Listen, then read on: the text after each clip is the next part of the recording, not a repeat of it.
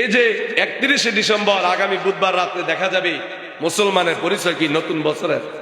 Happy new year, happy new year. নতুন বছর 2026 সাল আমাদের মাঝে আগমন করবেন। আমরা আল্লাহর এমন কোন নিমক হারামি নাই ওই রাত্রে আমরা করব না। মুসলমানের ছেলে হইয়া এই কাজগুলো তো করতে পারে না। একজন মুসলমান আল্লাহকে যদি সে ভয় করে তাহলে রাতে 12টার পরে ডেক্সেট বাজাইয়া এলাকার মানুষের ঘুম ডিস্টার্ব করতে পারে না।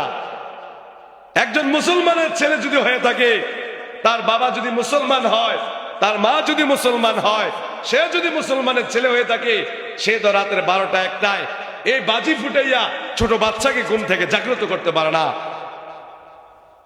সে যদি একজন মুসলমানের ছেলে হয়ে থাকে, সে নাম যদি মুসলমান হয়ে থাকে, তাহলে সে বিভিন্ন বাজি ফুটাইয়া রাত্রেবেলা পশু পাখির বাসার ভিতরে ভয় সৃষ্টি করতে পারে না।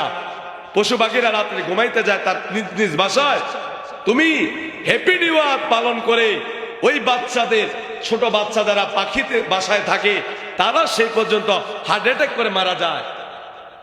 এলাকা মানুষ ঘুমাইতে পারে না। তুমি একজন ইমানদার না। তোমার তো উচিত ছিল, আমি 25 সালে যা গুনাহ করছি, আল্লাহ সামনে একটা বছর চলে গেল, আমার 25 সাল চলে গেল জীবন থেকে, 26 সাল আসতে আছে, অতীতে আমি খারাপি করছি, আর করবো না। আল্লাহ আল্লাহর ঘরে এসে সেজদা দিয়ে পইরা আল্লাহর দরবারে তওবা করা, আল্লাহর দরবারে চোখে পানি পালানো, এটা উচিত ছিল।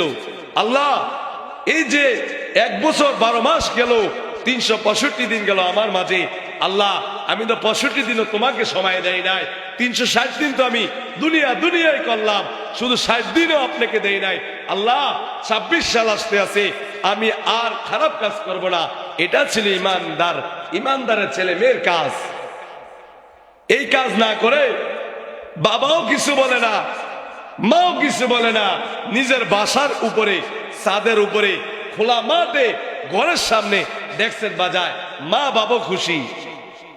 নাউজুবিল্লাহ, নাউজুবিল্লাহ। গান বাজনা কখনো জায়েজ হতে পারে না। গান বাজনা সম্পূর্ণ হারাম, হারাম। আর এই হারাম দিয়া নতুন বছর চালু করবা, খোদার কসম তোমার দুনিয়াতে গজব যদি নাও পড়ে, আল্লাহ কাল কিয়ামতের দিন দেখবা তোমার কি অবস্থা হবে। সমাজে বৃদ্ধ মানুষ ঘুমাতে পারে না তোমার ডেক্সেটের আওয়াজে সারা রাত্রে। এমনও হয় ওই হ্যাপি নিউ ইয়ার দিন এশার নামাজ চলে মসজিদে, চারপাশে আওয়াজ চলে। শুধু হ্যাপি নিউ ইয়ার না, বিভিন্ন গায়ে হলুদ, বিবাহ শাদীর ডেক্সেট এভাবে বাজায়। একজন হিন্দুও নামাজের টাইমে অফ রাখে, সে মুসলমানের বাচ্চা হইয়া মসজিদে নামাজ চলে, কেরাত পড়া যায় না, এভাবে ডেক্সেট বাজায়। তুমি মুসলমান দাবি করো, তোমার মুসলমানিত্ব কি আছে তোমার? একজন হিন্দু হওয়ার পরে সে বোঝে যে মুসলমানেরা ইবাদত করে, এই টাইমটা আমাদের উৎসব আয়োজন অফ রাখি। আর মুসলমানের ছেলে হইয়া এশার জামাত চলে বিভিন্ন ভাবে, তারপরে এমন ভাবে ডেক্সেট বাজায়, তেলাওয়াত করা যায় না মসজিদে। মসজিদ যে আল্লাহ তাআলার দরবারে দাঁড়াইয়া তেলাওয়াত করব, এই সময়টুকু পাওয়া যায় না, এরকম ভাবে ডেক্সেট বাজায়। আজকে আমরা বলে কি লাভ হবে?